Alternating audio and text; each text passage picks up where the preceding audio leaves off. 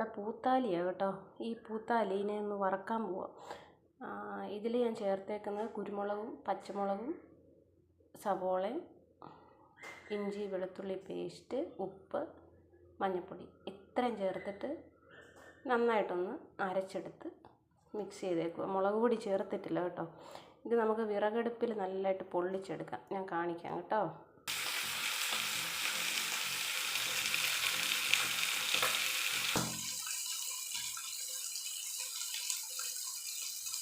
ഇത് നമ്മൾ കഴിഞ്ഞ ദിവസം മയക്കിയെടുത്ത ചട്ടിയാണ്.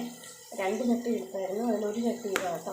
അപ്പോൾ ഇതിൻ്റെയൊക്കെ നമുക്ക് പറയാൻ പറ്റത്തില്ല ചുവയൊക്കെ വരും. ഇന്ന് കുറച്ചെടുത്ത് ടേസ്റ്റ് ചെയ്ത് നോക്കി വേറെ എന്തെങ്കിലും അരുചി ഉണ്ടോ എന്നറിയാൻ വേണ്ടിയിട്ട്. പക്ഷേ ഇല്ല, ഞാനത് കൺഫേം ചെയ്തിട്ടാണ് നിങ്ങളോട് പറയുന്നത്. അതുകൊണ്ട് ഞാൻ അടുത്ത വീഡിയോയിൽ ഈ ഇതുപോലുള്ള കാസ്റ്റ് അയണിൻ്റെ പോലത്തെയൊക്കെ ഈ ഇരുമ്പിൻ്റെ ചട്ടികൾ എങ്ങനെയാണ് മയക്കിയെടുക്കേണ്ടതെന്ന് പറഞ്ഞുതരാം കേട്ടോ.